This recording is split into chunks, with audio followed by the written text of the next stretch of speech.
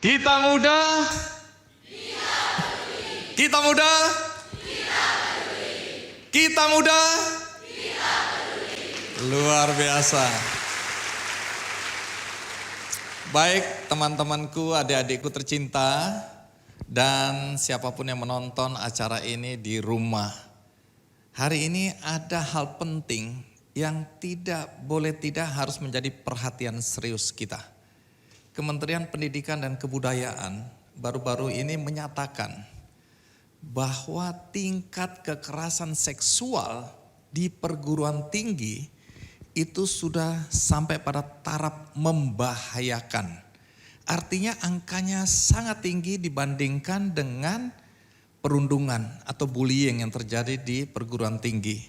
Juga lebih tinggi dari intoleransi yang membuat beberapa mahasiswa mengalami kekerasan. Nah, jadi hari ini di UPH, kami datang ke UPH karena kami mendengar bahwa di UPH masalah kekerasan seksual itu menjadi hal penting, menjadi perhatian.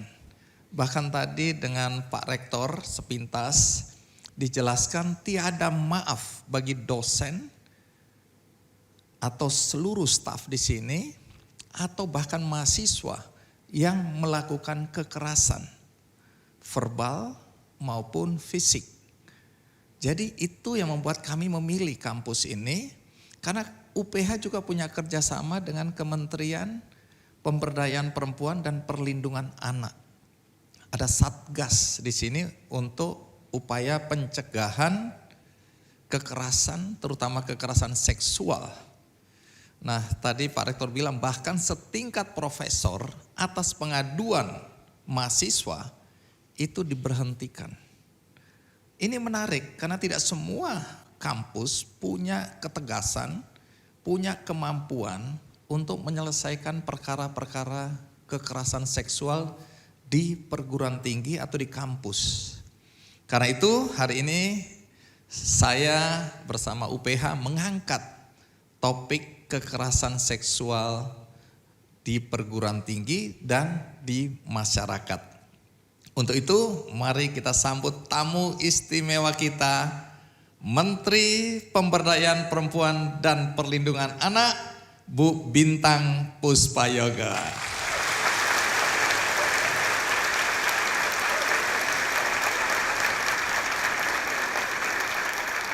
Bu Bintang boleh menyapa adik-adik kita dan para pimpinan di perguruan tinggi ini. Hari ini hadir Pak Rektor langsung, demikian juga jajaran beserta jajaran dosen dan terusus anak-anak yang saya hormati dan saya banggakan.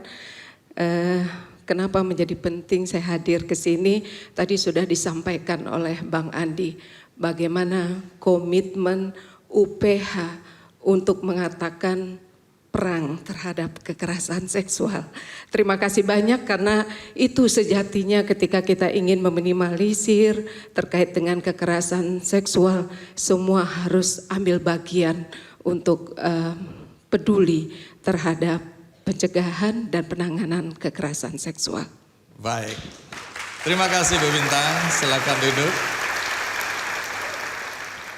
Jadi Bu Bintang, tadi kan saya sudah ceritakan sedikit berkaitan dengan angka kekerasan seksual di perguruan tinggi yang dianggap sudah sangat serius dan pada taraf membahayakan. Membahayakan itu bisa dimaknai macam-macam, tapi intinya adalah ini persoalan yang harus segera dicari solusinya agar tidak terus terjadi atau bahkan meningkat. Nah, secara umum aja Anda melihat kekerasan seksual terutama di kalangan masyarakat dan perguruan tinggi. Terima kasih Bang Andi. Ketika kita bicara masalah kekerasan seksual, mungkin beberapa tahun ini memang banyak yang menyampaikan darurat kekerasan.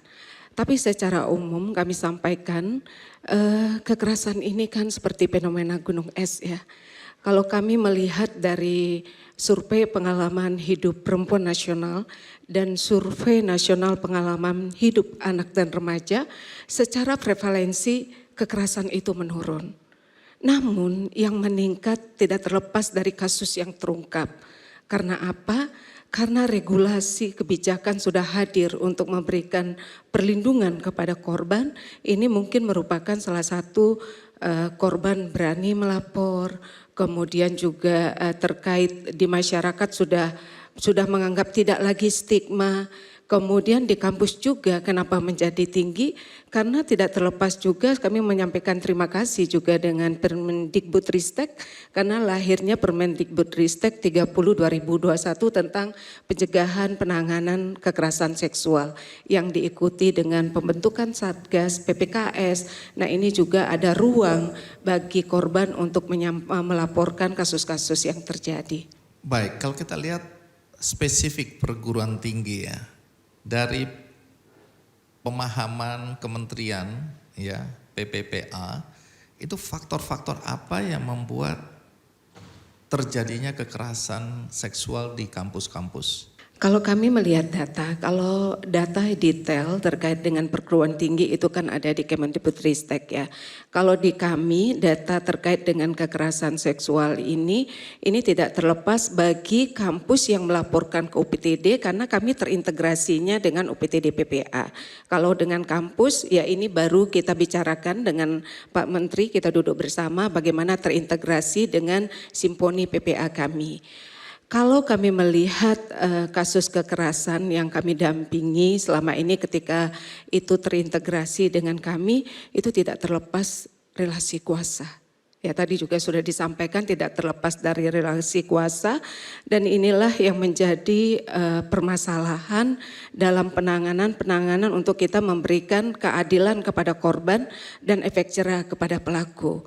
Kami ingat sekali pada waktu ini mungkin 1 tahun yang lalu itu terjadi di perguruan tinggi juga ya karena relasi kuasa pastilah yang korban justru mengalami stigma.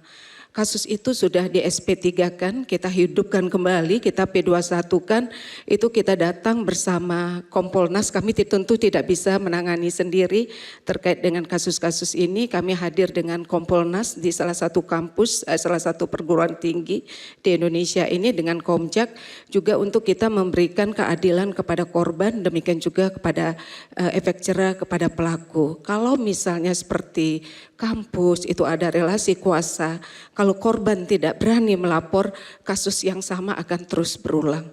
Makanya tagline tadi, kita muda, kita peduli, kalau saya tidak salah juga, kita jangan bungkam. Nah itu adalah hal yang luar biasa untuk kita berani bersuara, untuk kita memberikan keadilan kepada korban dan efek jerah kepada pelaku.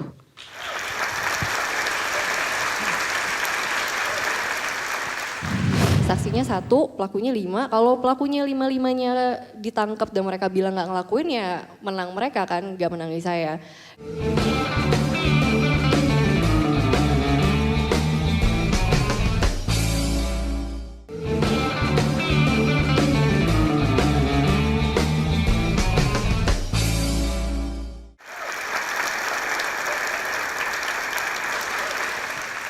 Nah, Bu Bintang, hari ini saya juga mengundang seorang perempuan yang pernah menjadi korban kekerasan seksual. 7 tahun lamanya korban ini tidak bersuara. Nanti kita tanyakan kenapa 7 tahun tidak menyampaikan kepada siapa saja apa yang terjadi pada dirinya. Saat itu usianya masih 18 tahun, mahasiswi. Dia mengalami kekerasan, tapi hari ini dia berhasil keluar dari trauma sebagai korban. Tapi yang kita pertanyakan, berapa banyak di antara korban kekerasan seksual yang sampai hari ini mengalami depresi, bahkan minta maaf, ada yang sampai mengakhiri hidupnya tanpa tahu jalan keluar. Nah, nanti kita tanyakan kepada tamu kita berikutnya, Bu Bintang. Saya panggil Maria Immaculata.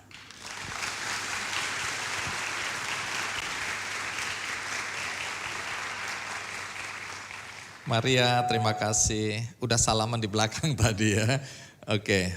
Maria pernah menyampaikan pengalaman hidupnya yang pahit di acara KKND 3 tahun yang lalu. Tapi konteksnya sekarang adalah bagaimana Maria bisa bangkit dan kemudian apa yang dilakukan Maria sekarang untuk mencegah jangan sampai apa yang dialami Maria terjadi pada perempuan-perempuan lain, terutama pada mahasiswi-mahasiswi atau mungkin mahasiswa yang lain ya.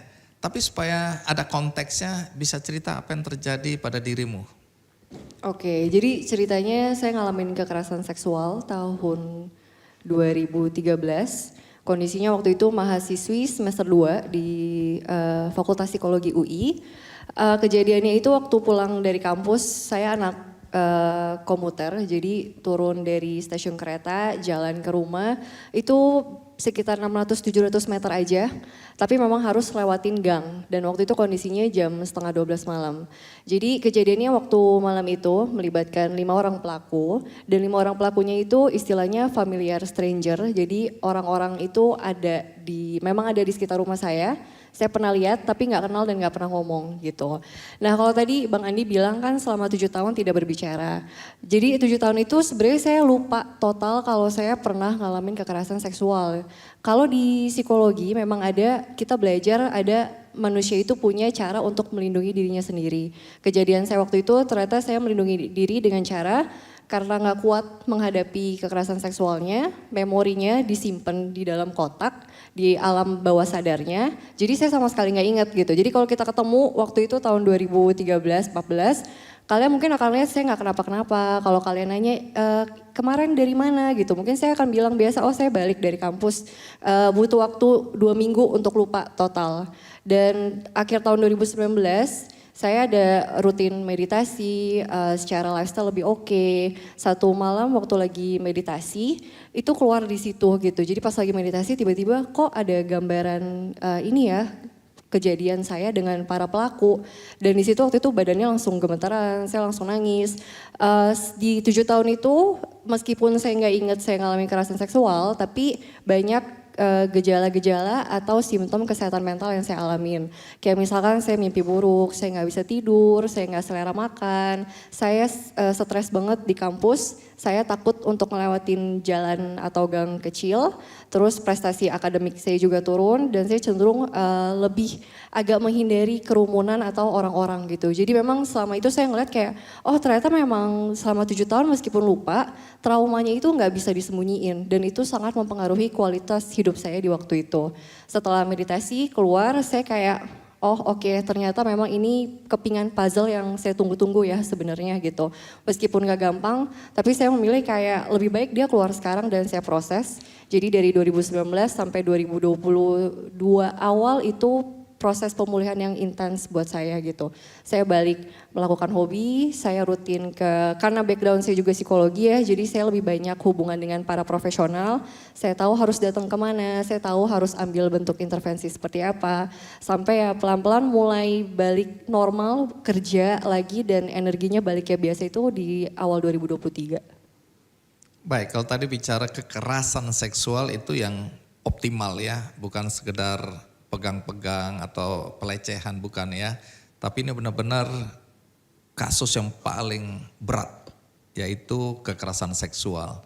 Nah 7 tahun setelah sadar bahwa Maria pernah mengalami ya kejadian tersebut yang dilakukan oleh 5 orang, apakah kemudian tidak ada upaya untuk mengadu atau melalui jalur hukum untuk para pelaku?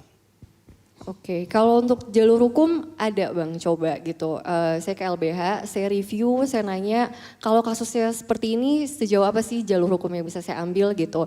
Dan memang kenyataannya kan seperti banyak kasus kekerasan dan pelecehan lainnya ya, kita lemah di bukti. Biasa itu pertama banget harus visum, bukti fisiknya. Ya kalau saya udah 7 tahun gak ada bukti fisik yang bisa saya kasih gitu.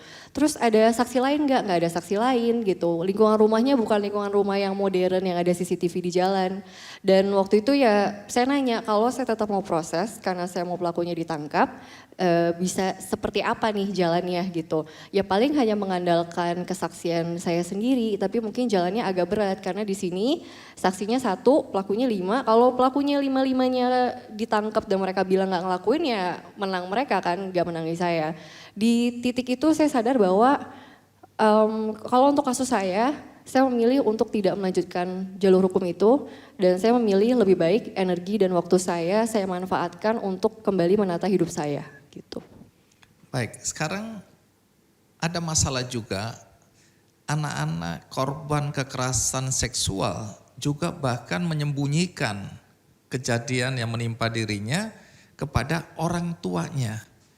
Karena bisa macam-macam reaksi orang tua. Kamu memang dasar anak yang dan seterusnya dan seterusnya. Tidak semua orang tua bisa bereaksi positif. Nah waktu itu kamu nggak ngadu ke orang tua? Kalau pas tahun 2013 enggak. Jadi memang karena belajar psikologi gitu ya, saya menelaah diri sendiri gitu. Kenapa saya yang dulu nggak berani ngomong di tahun 2013? Karena itu tadi kita ngobrol itu Bu tentang stigma-stigma ya, dan ternyata stigma itu memang nempel gitu. Misalkan stigma salah satunya yang kencang adalah wanita harus bisa menjaga keperawanannya, karena keperawanan terkait erat dengan harga diri gitu. Dan ternyata waktu itu, waktu diproses dengan profesional, saya menemukan bahwa itu salah satu stigma yang memberatkan. Karena saya berpikir ketika saya ngalamin kekerasan, terus gimana? Saya ngomong ke orang, berarti kondisinya orang tahu nih tentang status keperawanan saya gitu. Maka itu jadi salah satu alasan kenapa saya mau ngomong di ruang publik seperti ini, karena stigma itu sangat tidak diperlukan dan itu sangat membebani gitu. Dan pada proses pemulihan para penyintas, penting untuk meninjau apakah si stigma itu jadi salah satu hal yang nempel dan memberatkan gitu. Karena kalau kita nggak menyadari ada stigma itu, dalam proses pemulihannya mungkin bisa berat gitu, karena kita nggak mau membuka diri, kita takut dihakimi sama orang.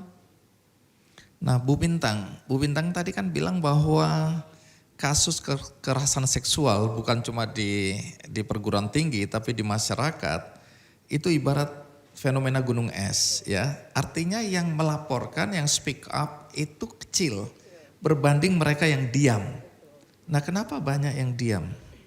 Karena kan stigma juga kan, stigma karena menganggap aib, kemudian juga ya kalau saya melaporkan apakah nanti kasus saya akan selesai dengan baik. Nah tapi hari ini, belakangan ini kita melihat kenapa hampir 2 tahun ini tiada hari tanpa isu kekerasan seksual. Ini kan di samping masyarakat sudah berani speak up, itulah yang kami lakukan di kementerian ini, mengkampanyekan harus berani bicara.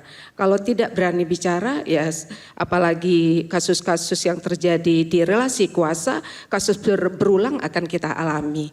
Nah ini makanya kami di kementerian ini itu yang kita kampanyekan, apalagi kalau kami di Kementerian Pemberdayaan Perempuan dan Perlindungan Anak dengan tusi kami adalah Kementerian Koordinasi dan Sinkronisasi Kebijakan. Bagaimana kita betul-betul bisa mengawal, memberikan pendampingan yang terbaik kepada korban. Nah salah satunya keluarlah Undang-Undang 12 2022 tentang tindak pidana kekerasan seksual.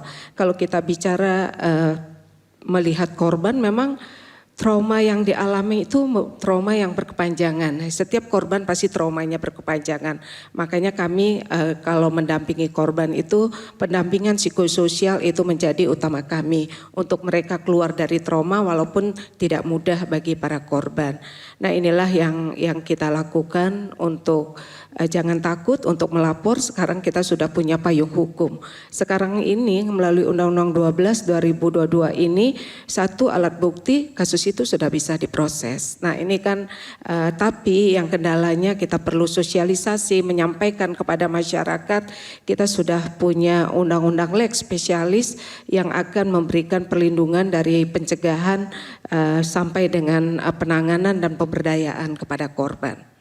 Bu Bintang, tadi Bu Bintang bilang kan ada faktor relasi kuasa, kemudian tadi ketidakpastian hukum, ya, kemudian stigma. Tapi ada juga faktor ekonomi, ya, kemudian faktor sosial dan lingkungan, ya. Bisa lebih spesifik diceritakan, misalnya di daerah-daerah. Tadi di belakang layar Bu Bintang bilang kasihan betul para korban di daerah 3T. Nah itu apa? Bisa ceritakan? Benar Bang Andi, kalau bicara masalah penanganan kekerasan terhadap perempuan dan anak, saya hampir 5 tahun ya di kementerian ini. Kalau saya ngomongin perempuan dan anak masih air mata. Masih banyak PR yang harus kita selesaikan dalam menangani isu perempuan dan anak, apalagi korban kekerasan. Saya pernah datang di Waingapu, itu sebenarnya saya datang untuk ketika di masa COVID, di masa yang sangat sulit di pertengahan 2020 itu maraknya kawin tangkap di Sumba gitu kan. Kami datang, tapi kalau boleh jujur memang sambil saya mencari pembelajaran sudah jauh-jauh datang, saya tidak mau datang di satu titik. Datanglah saya diajak ke yang namanya Rumah Aman. Di sana di salah satu daerah Waingapu itu sebelum saya bisa menangani kasus kawin tangkap di Sumba, nah itu anak melahirkan anak berada di rumah aman yang tidak layak. Kemudian kalau kita melihat matanya sangat hampa karena mereka tidak mendapatkan pendampingan sosial. Jadinya mereka tidak bisa mengungkapkan berapa beratnya penderitaan mereka anak melahirkan anak. Itu yang terjadi di salah satu di beberapa daerah. Kalau kita melihat yang kendalanya apa, kita kekurangan. Kami memang sudah kerjasama dengan HIMSI, tapi di daerah tertentu HIMSI juga keterbatasan dengan psikolog.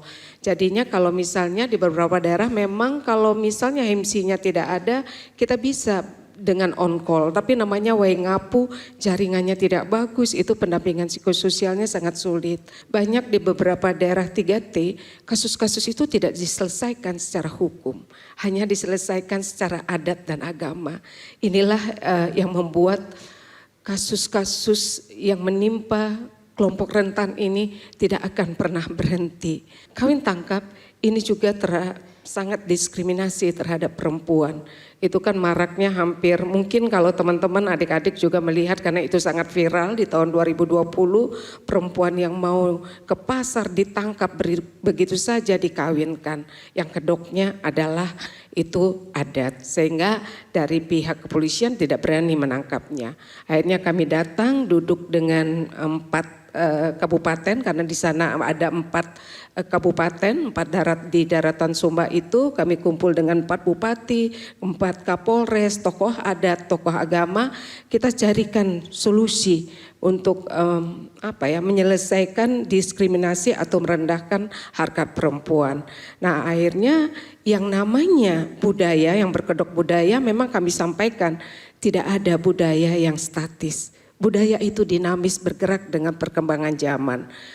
Akhirnya dari tokoh adat menyampaikan ya yang kita jadikan statement untuk kita membuat deklarasi kesepakatan antara kami pemerintah pusat, pemerintah daerah, kemudian tokoh adat, tokoh agama dan dari kepolisian. Nah di sana yang namanya kawin tangkap dari tokoh adat itu justru memuliakan perempuan. Suka sama suka, sepengetahuan orang tua, cuman prosesnya saja ditangkap. Harus dipisahkan mana yang budaya, mana yang kriminal, ini akan menjadi sangat amat penting Bang Andi. Indonesia ini kaya dengan suku, adat, agama, ras, nah ini penanganan setiap daerah itu memang tidak bisa sama. Kita harus juga memakai kearifan lokal, makanya perlu hadirnya tokoh agama, tokoh adat dalam penanganan isu kekerasan seksual ini. Tidak hanya bisa kami pemerintah, apalagi pemerintah pusat saja tanpa ada komitmen daripada pemerintah daerah, demikian juga tokoh adat dan tokoh agama. Baik. Berapa lama Maria baru bisa keluar dari depresi atau tekanan yang secara emosional pasti berpengaruh pada kehidupan Maria? Berapa lama dibutuhkan waktu?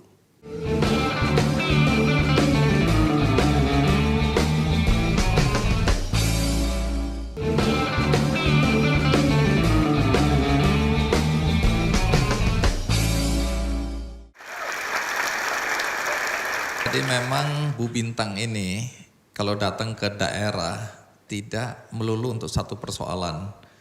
Waktu datang ke rumah saya di desa Langgongsari, Banyumas, kan kita diskusi di rumah saya berkaitan dengan anak berhadapan dengan hukum, ya. Karena waktu itu marak di media sosial mengenai anak-anak yang melakukan tindakan kekerasan, tindakan kriminal, bagaimana dia harus dihadapkan pada hukum yang berlaku. Nah, sesudah acara itu ya pesertanya sekitar 60. Nah, sesudah acara itu saya masih ingat Bu Bintang mengunjungi rumah aman ya. Betul. Bertemu dengan ibu-ibu perempuan penyintas kekerasan seksual. Saya waktu itu diajak masuk, saya bilang wah ini urusan perempuan jadi sebaiknya laki-laki di luar saja. Karena belum tentu dia bisa mencurahkan perasaannya kalau lihat ada laki-laki di situ. Tapi sampai hari ini saya masih penasaran apa yang disampaikan di dalam ruangan itu, Bu. Kalau kita bicara dengan penyintas kekerasan, kalau perempuan itu kita kan perlu pemberdayaan mereka ya. Selamping kita pendampingan psikososial, menguatkan mentalnya supaya mereka tidak mengalami kekerasan lagi, pemberdayaan itu menjadi penting. Waktu itu terima kasih banyak juga Bang Andi sudah digandengkan kami dengan BI pendampingan kepada para penyintas kekerasan itu karena bagaimanapun kami juga di kementerian ini ketika kita bicara masalah pemberdayaan perempuan di bidang kewirausahaan berperspektif gender memang kami fokus kepada perempuan prasejahtera, perempuan kepala keluarga dan penyintas kekerasan. Nah, penyintas kekerasan seksual ini akan menjadi penting untuk pendampingan pemberdayaan di samping mereka untuk lebih cepat pulih dari traumanya, mereka bisa tough dalam hidupnya, mereka bisa berdaya sehingga mereka tidak akan menjadi korban lagi. Nah, kembali ke Maria. Maria, setelah mulai memorinya kembali ya tentang peristiwa yang dialami, itu kan ada perasaan traumatik. Berapa lama Maria baru bisa keluar dari depresi atau tekanan yang secara emosional pasti berpengaruh pada kehidupan Maria. Berapa lama dibutuhkan waktu? Kalau depresi kan mulainya dari 2014. Tapi di 2014 mungkin untungnya ya karena kuliah di Fakultas Psikologi kan memang ada istilah ini ya pasien rawat inap, pasien rawat jalan Bang kalau di Fakultas Psikologi.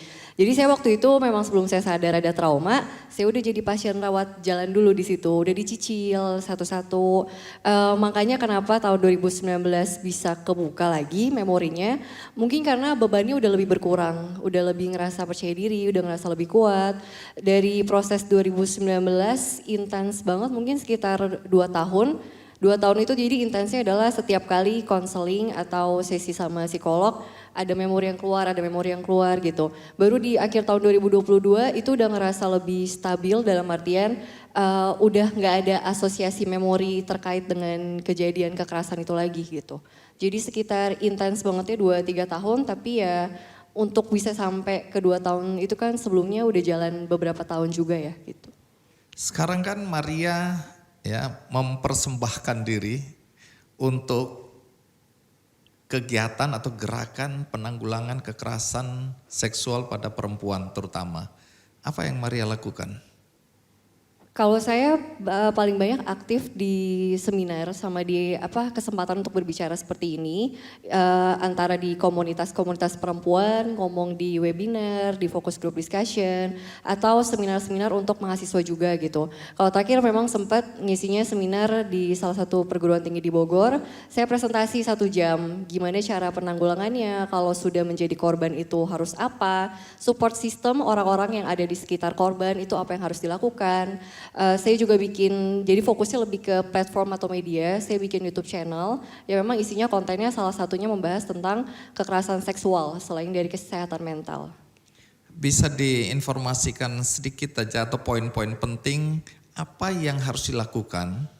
Kalau mungkin ada di antara mahasiswa yang ada di sini, tapi saya berharap tidak ada, tapi di luar sana, kalau ada yang mengalami kekerasan seksual pada tingkat yang paling ringan sampai yang terberat, apa yang harus dilakukan kalau dia tidak berani bersuara? Oke, kalau konteksnya sebagai seorang penyintas atau yang mengalami, memang hal paling pertama dan utama yang harus dicari adalah orang yang kita rasa nyaman untuk kita ajak bicara.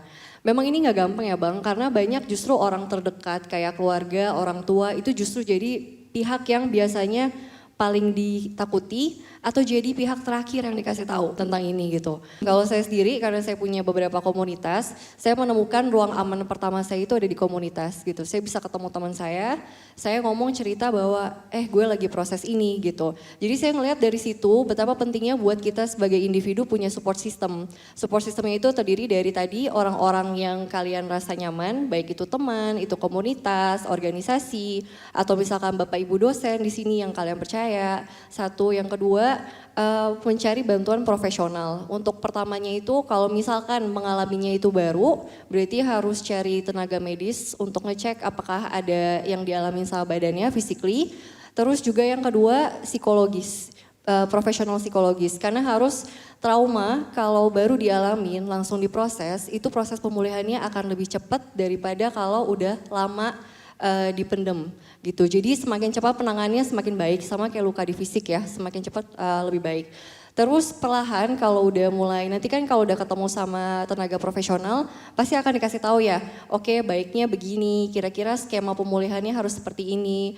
Gak ada yang bisa menjamin berapa lama bisa sembuh, tapi selama yang saya lihat, selama kita punya support system, kita punya orang-orang yang mendukung dan punya kegiatan positif gitu ya, balik fokus ke hobi, kalau suka musik, fokus ke musik, suka film, suka masak gitu. Kalau kita punya hal-hal positif untuk dilakukan, itu pulihnya lebih cepat gitu. Dan next stepnya setelah pulih, kalau saya selalu ngingetin sama penyintas atau yang support systemnya, bantu mereka untuk punya goal lagi dalam hidup. Mau itu 1 tahun, 3 tahun, 5 tahun, karena goal atau impian-impian itu yang bisa membantu penyintas untuk ngelihat lagi jalannya ke depan. Adakah closing statement atau pesan yang Maria bisa sampaikan kepada mahasiswa dan para dosen yang hadir di sini dan juga penonton di rumah? Apa yang mau disampaikan yang penting sebagai catatan? Kalau saya sih mengakui adanya privilege ya. Kita yang ada di sini semua kita punya privilege. Kita punya akses komunikasi, kita punya mungkin dari sebagian dari kita punya cukup biaya untuk mengakses bantuan itu. Jadi pergunakan privilege-nya dengan sebaik mungkin. Itu yang pertama. Yang kedua, jadi korban kekerasan seksual itu memang bukan pilihan. Gak ada yang mau, gak ada yang minta. Tapi untuk kita pulih dan untuk kita berubah dari korban jadi penyintas, itu sebuah pilihan. Jadi saya di sini mengingatkan dan mengajak juga kalau ada teman-teman yang mengalami atau teman-teman yang tahu siapa yang mengalami, jangan takut. Kebebasan itu hak kalian dan kebebasan itu dimulai dengan berani berbicara. Sekian. Terima kasih. Kita berikan applause untuk Maria. Terima kasih Maria. Mungkin simpelnya karena saya pernah jadi korban. Saya pernah mengalami kekerasan seksual di ruang publik.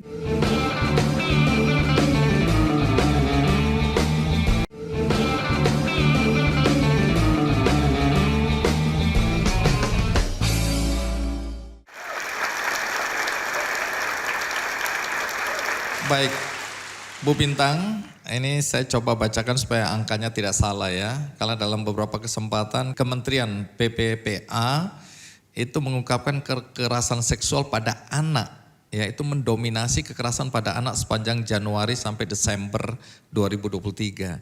Jadi dari semua kekerasan, itu kekerasan seksual pada anak yang paling menonjol ya tahun lalu.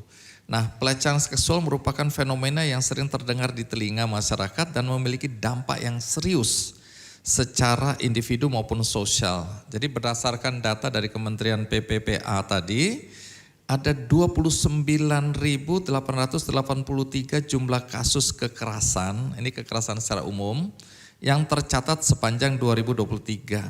Jadi dari jumlah itu tadi yang 29.883, ada 13.156 diantaranya merupakan kasus kekerasan seksual. Artinya jumlahnya tinggi sekali ya dibandingkan kekerasan-kekerasan yang lain pada anak.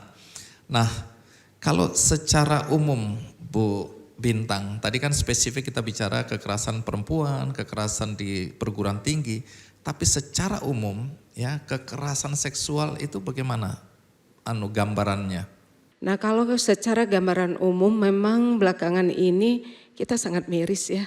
mendengar kekerasan walaupun ini sudah ramai di media sosial yang harusnya anak-anak kita aman dan nyaman berada di pendidikan, baik itu di satuan pendidikan formal, apalagi di satuan pendidikan berasrama berbasis agama.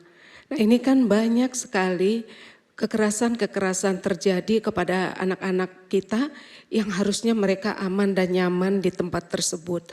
Nah di sanalah mereka mengalami kekerasan dan kami mendampingi kasus ini yang kami bicarakan juga karena ketika kita bicara kekerasan akan menjadi penting kita tidak hanya menyelesaikan di hilir.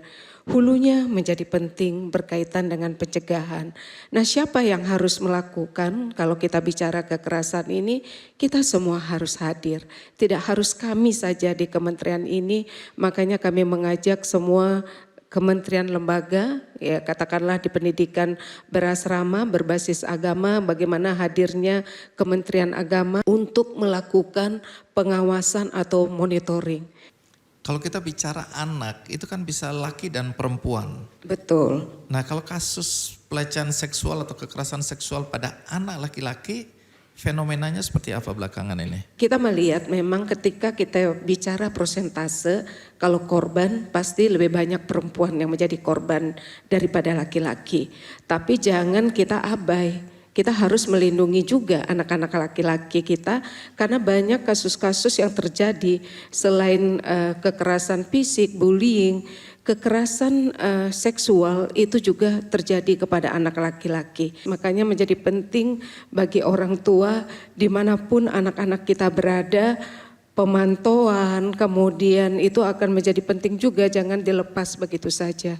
Kalau kita bicara anak itu, anak usia berapa yang rentan terhadap kekerasan seksual? Apakah ada data atau angka? Kalau kita bicara rentan, sekarang kasus yang terlaporkan 3 tahun pun itu anak-anak mengalami kekerasan yang kami dampingi juga yang dilakukan oleh ayah kandungnya, ada oleh ayah sambungnya. Tapi kalau berdasarkan data yang masuk di kami, kalau laporan Simponi PPA, memang yang tertinggi itu adalah rentan anak perempuan di usia SMA karena mereka sudah berani melapor karena data di kami kan data yang terlaporkan. Baik Bu, kita ada tamu istimewa lainnya yang akan kita undang. Dia juga aktif ya melakukan kegiatan untuk pencegahan kekerasan seksual pada perempuan, pada anak-anak, dan tentu saja di sini ada relasi kuasa juga. Karena dia melihat juga di industri di mana dia berada ada kejadian seperti itu. Nah, mari kita sambut Hannah Al-Rashid.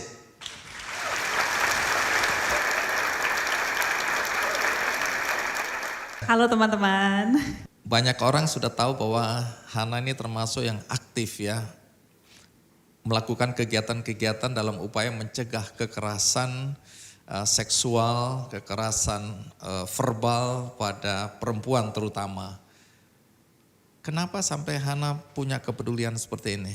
Mungkin simpelnya karena saya pernah jadi korban, saya pernah mengalami kekerasan seksual di ruang publik, di jalan, dan sebagai perempuan saya nggak tahu ya kalau teman-teman perempuan yang ada di audience, mungkin saat kita udah hit puberty itu kita sering banget menjadi sasaran untuk catcalling, pelecehan verbal, pelecehan fisik, banyak yang nodding their heads. Sayangnya sebagai perempuan itu memang adalah pengalaman kami dari kecil dan ada titik di mana saya udah capek sekali sih mengalami itu sehingga akhirnya saya memutuskan untuk lawan dan speak up. Dan mungkin dimulainya memang dari situ dan sepanjang journey saya bicara tentang isu ini, saya bertemu sama banyak-banyak teman aktivis atau penyintas yang lain atau dari LSM yang memang bergerak di pemberi pelayanan untuk korban kekerasan sampai pengen belajar terus dan pengen menggunakan platform saya sebagai seorang aktor juga untuk menyebarkan informasi positif semoga untuk korban yang lainnya dan bagaimana caranya kita bisa mencari bantuan. And at the same time ternyata dalam industriku sendiri saya mengalami pelecehan seksual sehingga fokusnya berubah kepada advokasi di dalam industri perfilman Indonesia untuk menciptakan ruang aman secara formal dalam industri dan dengan cara kita bekerja. Dan saya juga bekerja sama dengan Kita Bisa untuk create campaign Kawan Puan. Kawan Puan itu adalah fundraising and also education platform untuk bantu korban kekerasan dengan kebutuhan yang mereka butuhkan, entah itu safe house seperti yang di-mention dari tadi, rumah aman, bantuan pemulihan psikologis, bantuan hukum atau apapun itu. Dan saya senang sekali Ibu Bintang tadi juga bicara soal privilege yang kita punya di kota dengan di daerah-daerah lain yang berbeda gitu. Dan itu juga yang kita lihat sih di Kawan Puan, bahwa kami bekerja sama dengan lebih dari 30 organisasi yang memang bergerak di anti kekerasan seksual dan bantu memberi pelayanan buat korban.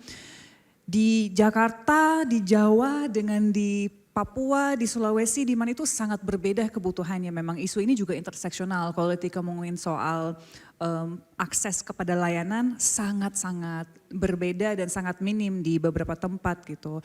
Untuk mengakses layanan aja ada dari LBH di misalnya di Kalimantan yang kami lihat misalnya dari iuran yang dikasih tuh transportasi menjadi salah satu yang paling mahalnya, karena memang dari titik A ke akses layanan bantuan hukum atau apapun itu jauh sekali jarak yang harus ditempuh oleh korban gitu. Baik, bermula dari pengalaman pribadi ya, sehingga terdorong untuk kemudian melakukan berbagai upaya agar itu tidak terjadi pada perempuan-perempuan yang lain. Nah, ini soal patriarki dan maskulinitas. Nah, ini apakah salah satu faktor yang mendorong laki-laki merasa berhak untuk menggoda atau melecehkan perempuan? Saya ngerasa memang kita hidup dalam society yang patriarkal ya, di mana memang perempuan sering dianggap sebagai second class citizen atau di nomor 2 kan, sehingga ada relasi kuasa yang muncul di mana memang ada satu gender yang lebih punya ruang untuk menyalahgunakan posisi mereka dan ada gender yang lebih rentan gitu. Menurut saya memang itu adalah basic di seluruh dunia sih sebenarnya soal budaya patriarki dan sistem patriarki yang tidak hanya merugikan perempuan tapi sebenarnya juga merugikan lelaki gitu. Jadi memang itu adalah sesuatu yang perlu kita lawan. Kenapa kesetaraan gender menjadi sesuatu yang perlu diperjuangkan? Karena kita semua berhak atas ruang yang aman, kita semua berhak untuk kerja, sekolah, belajar apapun itu dengan institusi yang menghargai keamanan dan ruang nyaman itu. Jadi I think it's definitely an aspect of it. Baik, yang menarik juga Hana bersama teman-teman tentu saja ya Kementerian PPPA juga ya yang mendorong agar rancangan undang-undang ya tindak pidana kekerasan seksual itu bisa menjadi undang-undang ya. Tapi Hana sempat mempertanyakan juga, ini kan yang paling penting implementasinya nanti, bukan dari rancangan menjadi undang-undang, tapi implementasinya. Apa yang membuat Hana mempertanyakan soal itu? Saya ngerasa memang dari awal saya menjadi korban itu memang tidak pernah tahu kan harus mengadu kemana atau kemana, dan saya ngerasa mungkin banyak sekali dalam masyarakat kita yang juga nggak tahu kalau ini terjadi kepada gue harus kemana ya, gue harus ngomong ke siapa ya gitu.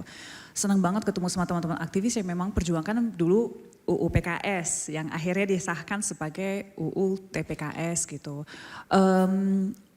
Implementasi menjadi sangat penting karena buat apa kita punya hukum yang kemudian dijalankan on the ground-nya tidak jalan gitu. Jadi memang kita tetap harus mengawal untuk implementasinya sih.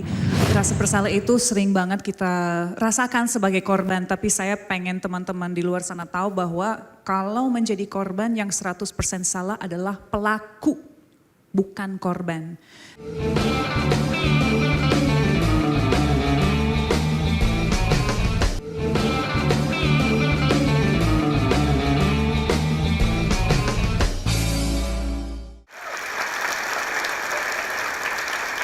Mungkin bisa dilanjutkan ya Bu Bintang, payung hukum udah ada ini ya, undang-undang tidak pidana kekerasan seksual.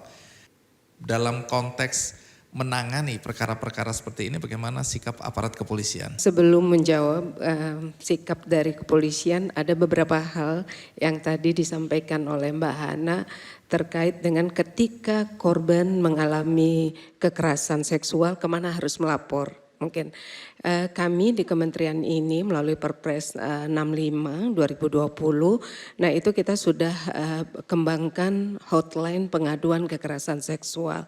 Nanti bisa diakses melalui call center 129 ataupun melalui WhatsApp 08 111 129 129. Nah ini Sapa 129 ini di tahun 2024 ini sudah terintegrasi ke seluruh provinsi. Kemudian minimnya akses. Nah ini kami sampaikan ketika tusi implementatif kepada kementerian ini, pemerintah memberikan perhatian yang serius dalam penanganan isu kekerasan seksual. Makanya kami di kementerian ini di tahun 2021 itu sudah kita gelontorkan yang namanya DAK non-fisik untuk penanganan kekerasan seksual, dari pencegahan dan penanganan kekerasan seksual. Tadi juga dari Mbak Maria ya sebelumnya narasumber juga menyampaikan kalau kita terkait dengan bukti, susahnya visum dan sebagainya itu bisa digunakan DAK non-fisik yang kami gelontorkan. Itu terkait dengan bagaimana pemerintah hadir untuk menjawab isu-isu kekerasan seksual ini. Memang masih banyak mempertanyakan ini hampir 2 tahun implementasinya gimana, bagaimana polisi apakah sudah mau merujuk Undang-Undang 12 2022 ketika ada kasus kekerasan seksual. Makanya kita ada yang namanya perpresnya pelatihan terintegrasi yang nanti akan dikawal oleh Kemenkumham. Ini juga aturan turunannya yang kita harapkan. Kami dulu pernah di kementerian ini melakukan pelatihan terintegrasi untuk bagaimana aparat penegak hukum punya kacamata yang sama dalam penanganan satu kasus. Hana, aku pernah jadi dirut di majalah Rolling Stones, ya. Nah, di situ banyak cerita di industri musik maupun di perfilman tentang relasi kuasa. Apakah di industrimu ini kamu melihat juga ada relasi kuasa seperti itu yang masih berlangsung sampai hari ini? Oh sangat, jadi kekerasan seksual itu atau kekerasan apapun sih sebenarnya, tapi terutama kekerasan seksual itu bisa memang terjadi karena ketimpangan relasi kuasa. Jadi kalau kita mau mencari solusi menurutku sangat penting untuk kita memahami relasi kuasa tersebut. Karena kita bisa mengidentifikasi siapa yang rentan dan siapa bisa jadi pelaku nih gitu. Yang kita lihat dari industri perfilman misalnya, di saat kami para filmmaker perempuan mulai bicara tentang isu ini, banyak banget nih cerita yang masuk. Sehingga ada banyak data yang terkumpul dan kami bisa melihat bahwa kekerasan seksual itu bisa terjadi di semua lini masa produksi. Dari pre-production, dari production, dari post-production, bahkan sampai promo juga gitu. Dan memang yang di-identify adalah, wah orang-orang yang punya power misalnya aktor yang paling, aktor utamanya lah atau aktor yang statusnya paling tinggi dalam sebuah produksi, sutradara, produser, head of department, pokoknya yang punya power dibandingkan anak magang, kru perempuan yang dianggap posisinya lebih rendah dalam hierarki produksi, aktor newcomer yang tidak tahu sama sekali tentang industri perfilman, kalau tiba-tiba ada sutradara yang bilang, oh iya kamu harus ketemu aku di sini dan ngobrol sama aku di tempat di luar ruang profesional, atau aktor yang bilang, iya kalau untuk mencari chemistry kita harus pacaran. Hal kayak gitu kan sangat rentan tiba-tiba untuk saya kekerasan kepengen jadi terjadi. aktor ini. Tapi memang that's what we mean by relasi kuasa. Hana dan teman-teman yang punya kepedulian seperti ini kemudian memulai gerakan ya untuk mencegah terjadinya relasi kuasa di industri hiburan atau perfilman. Jadi apa yang Hana lakukan? Jadi tentunya karena kita udah tahu siapa yang punya power, kita approach mereka. Yang punya power di industri perfilman adalah sutradara dan produser sebagai decision maker.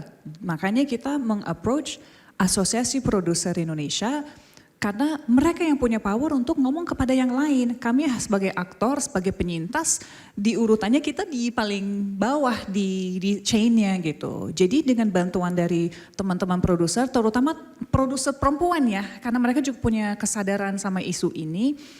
Misalnya Mira Lesmana, Meiska Torisia, Gina Esnur. Mbak Gina tuh sebenarnya sebagai sutradara dan penulis dan juga produser, punya SOP yang sangat jelas nih di produksi dia sendiri. Nah itu dijadikan contoh, kayaknya sih ini bisa di copy paste ke produksi-produksi lain.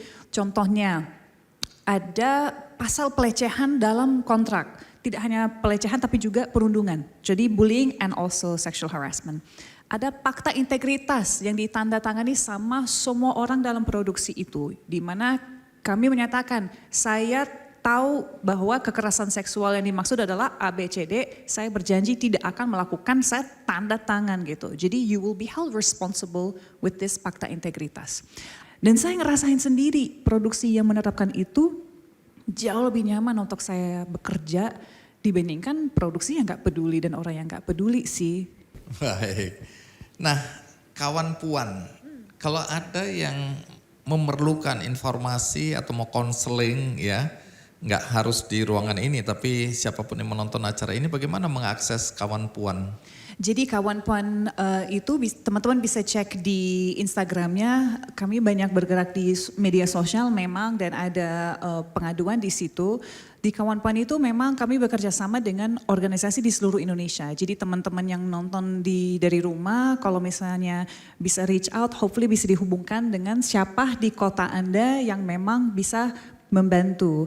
Dan selain kawan Puan ini sebenarnya ada beberapa layanan yang lain seperti carilayanan.com.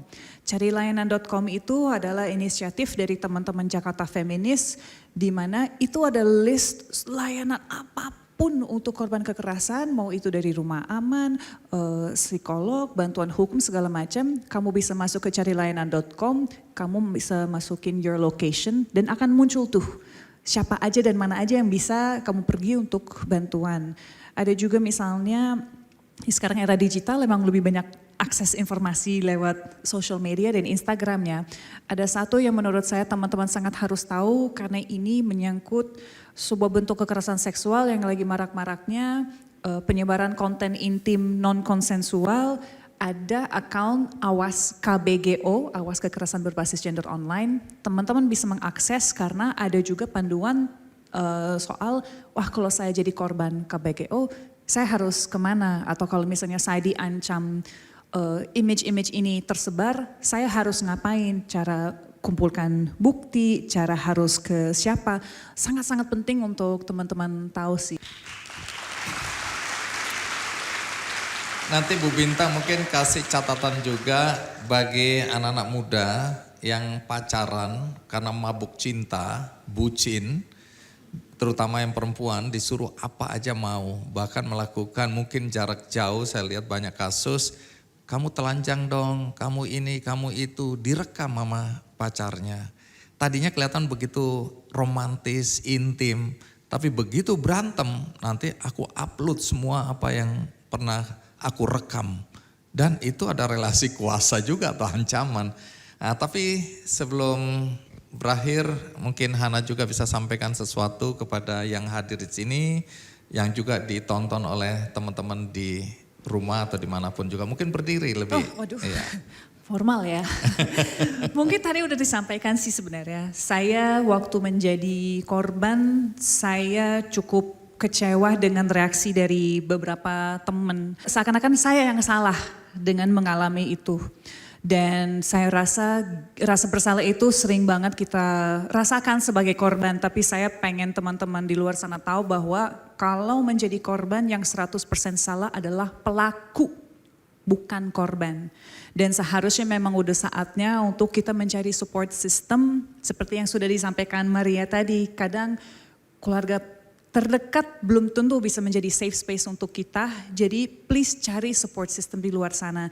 Dan sebagai support system yang paling penting kita mendengarkan apa korban ingin menyampaikan, kita nggak boleh judgmental, kita menjadi pendengar yang baik dan lebih baik daripada mendikte, kamu harus gini, gini, gini. Nanya, yang kamu butuh apa? Dan dari situ kita bisa sama-sama cari, mau itu di carilayanan.com atau di Kawanpan atau di kementerian atau dimanapun itu. Pokoknya kamu nggak sendiri dan saya berharap teman-teman semua bisa ikut melawan dan ikut speak up soal isu ini. Dan untuk teman-teman lelaki di luar sana, tolong kita butuh sekutu, please. Laki-laki juga bisa menjadi korban, jadi ini adalah isu yang benar-benar affecting kita semua. Jadi harapannya kita semua bisa maju bersama dan yang penting kita lawan aja. Baik, sekali lagi terima kasih Hana, luar biasa. Terima kasih. Kekerasan seksual itu dilakukan oleh orang tua, ya. Selain hadirnya undang-undang tindak pidana kekerasan seksual, itu justru hukumannya jauh lebih berat.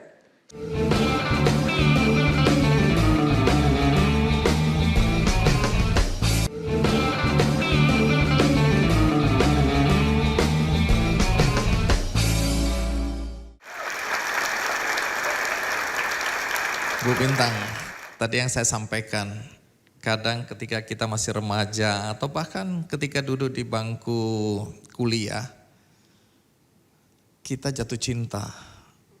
Dan biasanya cinta itu buta ya. Disuruh apa aja mau ya, dianggap itu sesuatu yang romantis, baru kemudian penyesalan muncul belakangan. Dalam hal ini, adakah sesuatu yang perlu Bu Bintang pesankan kepada siapapun yang menonton acara ini? Bang Andi, sebelum saya jawab boleh saya tergelitik dengan statement terakhir sebelum Mbak Hana tadi muncul. Ketika orang tua mengatakan ini anak saya, gue mau apain aja terserah saya gitu kan. Jangan lupa ya, semua anak adalah anak kita. Ya, anak itu tidak hanya menjadi tanggung jawabnya saja dalam hal pemenuhan dan perlindungan kepada anak, adalah tanggung jawab kita semuanya. Ketika orang tua, apalagi kekerasan seksual itu dilakukan oleh orang tua, ya, selain hadirnya undang-undang tindak pidana kekerasan seksual, itu justru hukumannya jauh lebih berat. Sepertiga ya, sepertiga tambahan hukuman bagi pelakunya adalah relasi kuasa. Jangan sekali menganggap ini anak saya mau apain saja itu terserah saya, salah besar. Ketika melakukan kekerasan seksual yang harusnya orang tua menjaga anaknya, itu hukumannya jauh lebih berat, itu diatur di dalam Undang-Undang 12 2022. Kemudian kembali kepada anak muda. Sebelum sampai di situ Bu, saya jadi terpikirkan karena di beberapa kasus ayahnya melakukan kekerasan seksual pada anak perempuannya. Ketika polisi datang, istrinya atau ibunya malah membela bapaknya karena ada ketergantungan secara finansial. Kalau bapaknya masuk penjara, siapa yang mencari nafkah buat keluarga? Jadi ada kasus seperti itu. Mungkin Ibu bisa tanggapin sedikit. Di beberapa kasus memang iya, karena relasi kuasa. Makanya di belakangan ini kita harus kampanyekan itu. Sekarang baru 1 tahun yang lalu seorang istri sudah berani melaporkan suaminya menyetubuhi anaknya. Karena dari kampanye-kampanye yang kita lakukan, makanya edukasi kepada masyarakat ini akan menjadi sangat amat penting. Dan yang menjadi jauh lebih penting, makanya kami di kementerian ini bagaimana memberdayakan perempuan betul-betul menjadi perempuan yang berdaya, tidak ketergantungan. Sehingga kekerasan itu bisa kita minimalisir. Nah, kemarin kasus ketika perempuan tidak berani melaporkan ketika ayahnya menyetubuhi anaknya, itu kasus yang sama akan berulang. Kasus yang sama akan berulang. Nah, ini kan karena tidak hanya tekanan dari suaminya saja, biasanya juga tekanan dari keluarga suaminya. Ketika dia melaporkan, kadang-kadang kasus itu belum selesai, dia perlu ditekan lagi oleh keluarga suaminya untuk mencabut laporan. Itu juga terjadi di lapangan. Masuk ke kasus pacaran bucin itu, yang mau melakukan apa yang diperintahkan oleh pasangannya. Jangan-jangan ada juga laki-laki yang disuruh, ayo kamu buka baju gitu oleh pacar perempuan. Bisa jadi loh, aku nggak tahu, tapi mungkin ada tanggapan dari Ibu. Di beberapa kasus memang kita melihat bucin itu ada di mana-mana. Makanya ini akan menjadi penting karena sekarang adalah era digital ya. Itu harus berhati-hati. Harus cerdas, kalau saya menyampaikan kita harus cerdas di dunia digital, di globalisasi ini. Karena bagaimanapun jejak digital itu tidak akan bisa kita hapus begitu saja. Makanya menjadi penting bagi adik-adik mahasiswa kalau ada yang di UPH ini, karena saya melihat komitmennya luar biasa ya. Di UPH ini saya yakin dan percaya hal itu tidak terjadi. Karena bagaimanapun juga, karena terkait dengan Undang-Undang 12 2022, terima kasih Pak Rektor beserta jajarannya, kami diundang di sini untuk mensosialisasikan. Kemudian juga di UPH ini kami melihat kalau kita kan didorong Permendikbud ya 30 2021, yaitu pembentukan daripada Satgas PPKS ini di semua perguruan tinggi itu sudah terbentuk. Tapi ketika di sini dibentuk, kami juga diundang untuk launchingnya dan betul-betul dikawal. Tidak hanya seremonialnya saja, tapi implementasi nyata ada di UPH ini. Mudah-mudahan apa yang kita ragukan bucinnya tidak kebablasan dengan adanya champion-champion daripada duta-duta PPKS yang ada di kampus ini. Mudah-mudahan ini akan mengingatkan adik-adik mahasiswa semuanya tidak bucinnya kebablasan. Bu Bintang mungkin juga berdiri sampaikan sesuatu di akhir acara kita ini untuk menjadi pengingat atau digarisbawahi oleh teman-teman yang hadir dan penonton di rumah berkaitan dengan bagaimana upaya kita untuk mencegah itu terjadi pada diri kita maupun pada anak kita maupun pada teman-teman kita. Nah, dengan maraknya isu kekerasan seksual ini, pada kesempatan yang baik ini saya menyampaikan terima kasih kepada UPH komitmennya. Kami harapkan terkait dengan Satgas PPA yang sudah diatur oleh Permendikbudristek, mudah-mudahan UPH menjadi inspirasi bagi kampus-kampus yang lainnya. Tidak saja dibentuk Satgas PPA, tapi betul-betul dikawal implementasi nyata untuk memberikan pendampingan yang terbaik kepada korban. Namun jauh lebih penting, edukasi pencegahan akan menjadi sangat amat penting, jangan sampai terjadi kekerasan. Dan yang terakhir, kami mohon tidak hanya bagi jajaran kampus, semua stakeholder yang ada, mari kita bersinergi, berkolaborasi untuk memberikan kepentingan yang terbaik kepada korban dan efek jera kepada pelaku. Hari ini kita anak muda peduli, ya jangan bungkam, mari kita speak up untuk memerangi kekerasan seksual.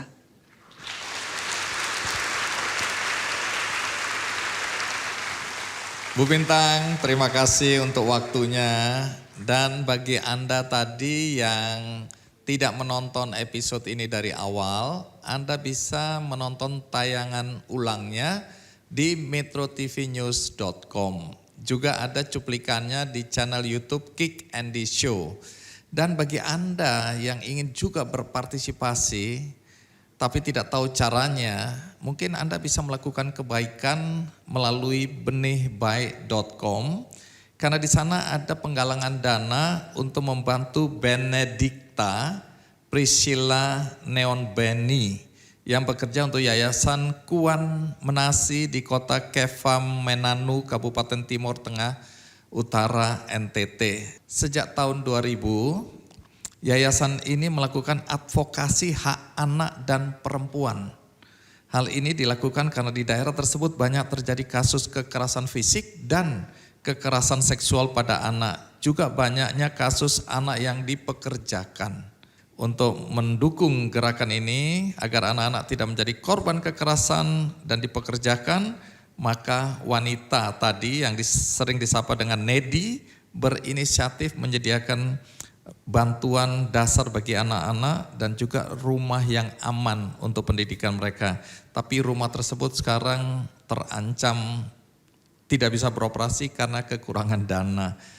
Karena itu kalau Anda peduli pada masalah ini, Anda bisa klik benihbaik.com dan cari penggalangan dana berjudul Kepedulian Nedi terhadap kasus kekerasan seksual pada anak membutuhkan dukunganmu. Semoga informasi ini menggerakkan hati kita semua. Sekali lagi kita berikan aplaus untuk Bu Bintang. Terima kasih Bu Bintang untuk kehadirannya. Dan terima kasih juga buat teman-teman yang sudah hadir ya hari ini. Semoga ini memberikan inspirasi untuk melakukan yang terbaik pada kehidupan kita. Termasuk menjaga agar kita sendiri tidak menjadi korban kekerasan seksual. Dan kita tidak melakukannya pada orang lain. Dan kita bisa membantu teman-teman kita yang mengalaminya. Akhirnya sampai jumpa di episode berikutnya. Sampai jumpa.